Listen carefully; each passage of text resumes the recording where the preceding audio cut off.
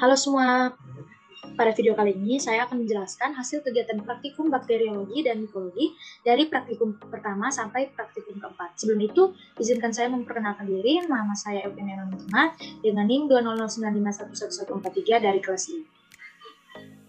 Langsung saja pada pendahuluan, yaitu pada case based learning. Pada suatu peternakan unggas dilaporkan bahwa beberapa ayam sakit dan ada yang sampai mati. Pertumbuhan ayam lambat, cenderung diam atau tidak aktif. Dan gejala lain yang muncul adalah mencari warna putih. Kecurigaan muncul terhadap anak ayam tersebut menderita kolibasilosis. Peternak membawa feses tersebut ke laboratorium untuk diperiksa. Adapun tahapan uji yang akan dilakukan yaitu yang pertama pengenalan alat laboratorium, membuat media dan isolasi, identifikasi bakteri dengan pewarnaan gram dan uji katalase. Yang ketiga identifikasi kuman dengan uji biokimia dan uji gula-gula, dan yang terakhir ada uji sensitivitas antibiotika. Adapun alat dan bahan yang digunakan dalam praktikum ini yaitu ada cawan Petri, autoklaf, hot plate stirring magnet, needle, timbangan elektrik, mikroskop, tabung Erlenmeyer, dan jarum masuk. Adapun bunsen, tabung reaksi, aquades, dan inkubator.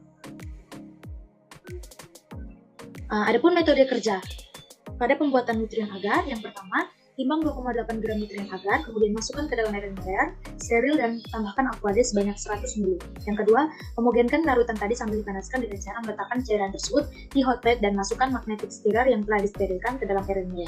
Yang ketiga, sterilisasi Erlenmeyer yang berisi media pada suhu 121 derajat Celcius selama 15 menit. Yang keempat, keluarkan Erlenmeyer dari autoklaf dan campur isinya baik-baik hingga suhu lebih dari 45 derajat Celcius. Yang kelima, tuang media yang masih panas ke dalam cawan Petri secara aseptik dan segera tutup cawan yang berisi media. Keenam, setelah media cawan Petri sudah membeku, cawan-cawan tersebut dapat disimpan dalam suhu 40 derajat Celcius. Adapun metode kerja dari isolasi bakteri, yang pertama panaskan OC sampai membara dan tunggu sampai dingin. Kemudian ambil sampel yang telah terlebih dahulu sudah dipersiapkan. Yang kedua, goreskan OC ini pada permukaan nutrien agar dimulai dari bagian pinggir cawan Petri secara tidak terputus. OC digerakkan ke kiri dan ke kanan sampai seluas-luas permukaan media. Yang ketiga, panaskan OC lagi, tunggu sampai dingin sambil posisi cawan Petri diputar sedikit ke arah kiri atau lawan jarum jam. Goreskan OC ini dengan awal goresan menyentuh bagian akhir dari goresan pertama. Jadi, arah goresan menyentuh bagian akhir dari goresan pertama. Kemudian, arah goresan kedua menyilang goresan pertama. Lakukan demikian seterusnya untuk goresan ketiga dan keempat. Perhatikan OC harus dipanaskan setiap akan digunakan untuk menggores. Untuk mengurangi terjadinya kontaminasi, selama melakukan goresan cawan Petri, berada dekat api dan tutup cawan dibuka secukupnya saja. Yang keempat, inkubasikan pada suhu 37 derajat Celcius selama 18-24 jam dan amati. Adapun hasil dari praktikum pertama yaitu bisa dilihat pada nutrien agar dan pada eusimetrien blue agar. Langsung saja masuk pada pembahasan. Terdapat dua jenis media yang digunakan untuk pengamatan bakteri, yaitu media umum dan media selektif. Media umum adalah media yang dipakai untuk menumbuhkan semua jenis mikroba dan dapat mengidentifikasi bakteri gram negatif maupun bakteri gram positif.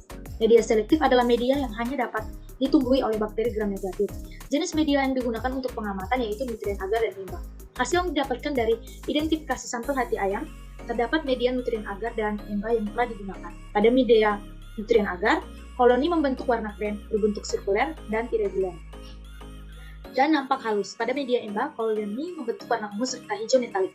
Namun dikarenakan media yang terlalu tipis, warnanya tidak begitu nampak. Warna bentuk ini mengindikasikan adanya bakteri E. coli. Maka dari itu, kami menyimpulkan bahwa hati ayam yang diteliti mengandung bakteri E. coli.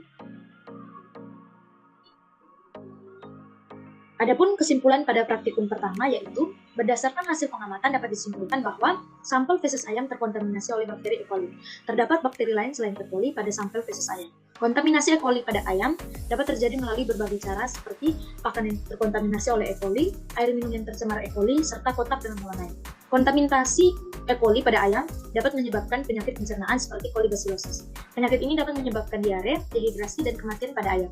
Untuk mencegah kontaminasi E. coli pada ayam, perlu dilakukan beberapa langkah seperti memberikan pakan yang berkualitas dan terjamin kebersihannya, memberikan air minum yang bersih dan bebas dari kontaminasi, menjaga kebersihan kandang dan peralatan peternakan, serta melakukan vaksinasi terhadap penyakit kolibasilosis. Langsung saja masuk pada praktikum yang kedua yaitu identifikasi bakteri dengan pewarnaan gram dan uji katalase. Ada latar belakang Bakteri merupakan makhluk hidup berukuran sangat kecil dan tipis. Sulit dipahami struktur tubuhnya bahkan dengan mikroskop karena tidak mampu mengadopsi atau membiaskan cahaya. Untuk melihat struktur sel bakteri, teknik pewarnaan menjadi penting. Dalam teknik ini, zat warna digunakan untuk memberikan kontras pada bakteri atau latar belakangnya, meningkatkan kontras untuk analisis lebih baik. Pewarnaan bakteri dibagi menjadi beberapa jenis, termasuk pewarnaan sederhana, pewarnaan gram, dan pewarnaan spora. Dalam pewarnaan gram, bakteri dibedakan menjadi gram positif dan gram negatif untuk membantu dalam memahami struktur seperti dinding sel dan sifat fisika kimianya. Selain teknik pewarnaan, uji katalase juga digunakan untuk mengetahui kemampuan bakteri dalam menghasilkan enzim katalase yang memecah hidrogen peroksida menjadi air dan oksigen. Ini tentunya akan menarik untuk menggambarkan faktor virulensi yang terkait dengan Streptococcus didelphis dan peran katalase di dalam. Kombinasi kedua teknik ini membantu para ahli mikrobiologi memperoleh pemahaman yang lebih baik tentang berbagai jenis bakteri yang mereka analisis. Adapun alat dan bahan yang digunakan dalam praktikum kedua berupa OC, Bunsen, minyak imersi, mikroskop, kristal violet, iodin, pipet tetes, aquades, alkohol, safranin, objek gelas, dan biarkan bakteri. Adapun metode kerja, yaitu dari pewarnaan gram. Pertama, siapkan objek gelas yang steril atau yang telah difiksasi, kemudian ambil sampel menggunakan OC, lalu buat pola kecil dan ratakan pada objek gelas. Teteskan kristal violet selama 1-2 menit sebagai warna dasar, bersihkan dengan air mengalir. Kemudian, teteskan gram iodin selama 1-2 menit sebagai warna, lalu bersihkan. Kemudian alkohol atau aseton selama 15-50 detik, selama 15-30 detik sebagai pelumtur, lalu bersihkan. Yang terakhir, teteskan safranin 1-2 tetes selama 1-2 menit sebagai pewarna penutup untuk mewarnai sel-sel. Adapun metode kerja dari uji katalase, yaitu lakukan sterilisasi pada OC dan panaskan menggunakan Bunsen sampai ujung jarum OC berwarna merah, kemudian didinginkan di tengah plate. Kedua, pindahkan sampel menggunakan jarum OC dari media ke objek gelas yang sudah disiapkan. Yang ketiga, tambahkan 1-2 tetes larutan H2O2 3%, dan yang terakhir, amati reaksi yang terjadi. Adapun hasil praktikum yang dapat dilihat pada layar, yaitu pewarnaan gram dan pada uji katalase. Selanjutnya, langsung saja masuk pada pembahasan. Pewarnaan gram dan uji katalase merupakan dua teknik penting dalam mikrobiologi untuk mengidentifikasi dan membedakan bakteri. Pewarnaan gram memungkinkan untuk memisahkan bakteri menjadi dua kelompok utama, yaitu gram positif dan gram negatif berdasarkan perbedaan dalam struktur dinding sel mereka. Bakteri gram positif dapat berwarna ungu karena warna kristal violet tetap dipertahankan meskipun telah diberi larutan pengucat atau alkohol. Sedangkan bakteri gram negatif berwarna merah karena zat warna tersebut larut pada saat pemberian alkohol dan pada akhirnya berubah menjadi warna merah setelah pemberian safran. Di sisi lain, uji katalase digunakan untuk mengidentifikasi keberadaan enzim katalase dalam bakteri. Jika hasilnya negatif, tidak akan terjadi pembentukan gelembung udara setelah penambahan alkohol pada bakteri yang telah dicelupkan ke dalam larutan hidrogen peroksida atau H2O2. Ini menandakan bahwa bakteri yang diuji tidak mengandung enzim katalase.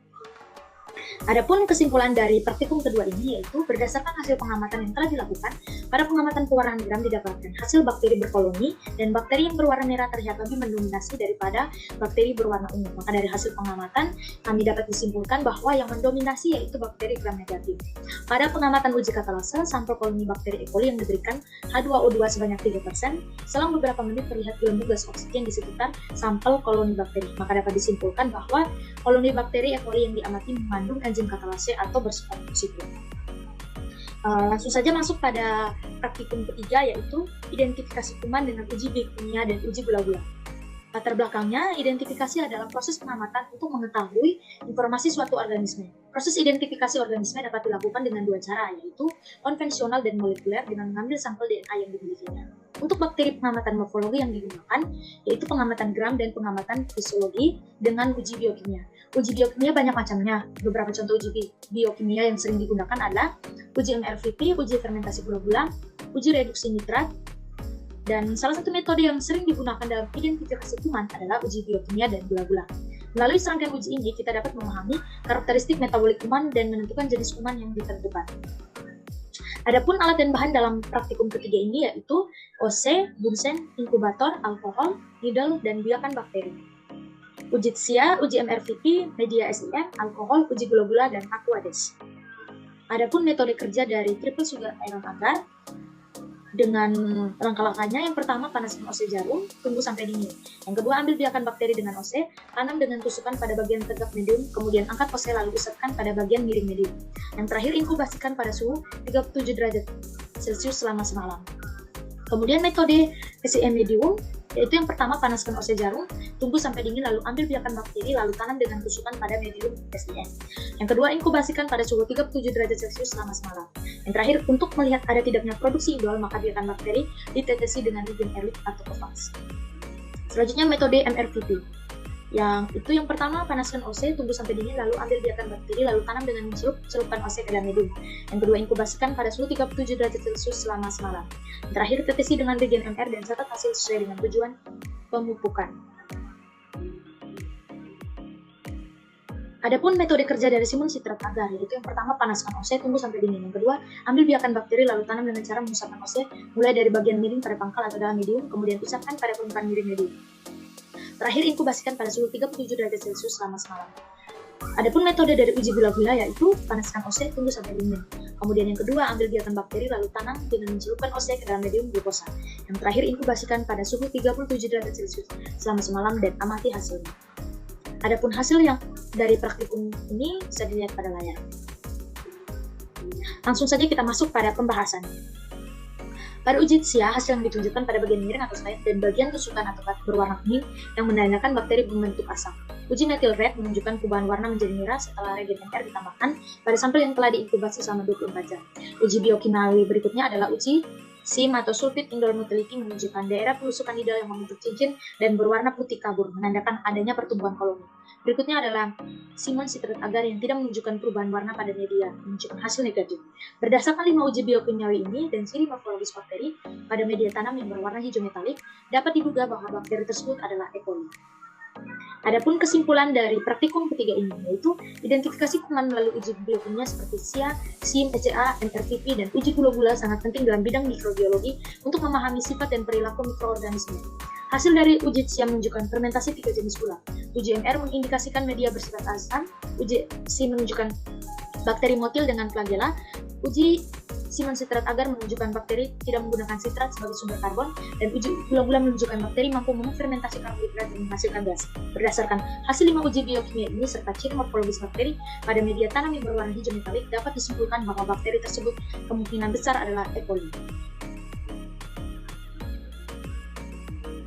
Selanjutnya yaitu praktikum keempat, uji sensitivitas antibiotika. Langsung saja pada latar belakangnya, untuk mengatasi kasus diare putih pada ayam, penting untuk menentukan antibiotik yang tepat agar pengobatan efektif dan mencegah kasus serupa. Langkah pertama adalah mengidentifikasi antibiotik yang efektif terhadap infeksi tersebut.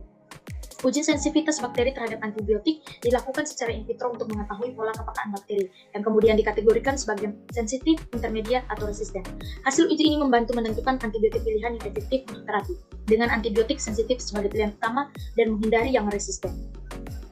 Adapun alat dan bahan yang digunakan pada praktikum keempat ini berupa inkubator, Bunsen, OC, paper disk, penggaris, cotton bud, media Muller-Hilton agar, larutan McFarland, dan isolat bakteri. Adapun metode kerjanya yaitu yang pertama, sterilkan tangan terlebih dahulu dengan alkohol 70%, yang kedua, nyalakan api Bunsen dan lakukan sterilisasi pada pinggiran calon petri dengan dipanaskan pada api Bunsen. Yang ketiga, sterilkan cotton bud dengan dipanaskan api Bunsen. Keempat, celupkan cotton bud yang telah disterilisasikan pada larutan isolasi E. coli. Yang kelima, usapkan ke seluruh permukaan media NA secara merata lalu didiamkan selama 5-10 menit. Keenam, ambil paper disk yang telah diuji menggunakan pinset lalu tempelkan pada permukaan media dengan jarak tempel 2 cm dari tepi pet maupun dari paper disk yang lain. Yang ketujuh, inkubasikan pada suhu 37 derajat Celcius selama 18-24 jam. Dan yang terakhir, amati dan ukur diameter filling zone pada masing-masing paper disk. Hasil dari praktikum dapat dilihat pada layar. Langsung saja masuk pada pembahasannya. Antibiotik adalah metabolit sekunder yang dihasilkan oleh organisme tertentu dalam jumlah kecil dan memiliki sifat yang merusak atau menghambat mikroorganisme lain.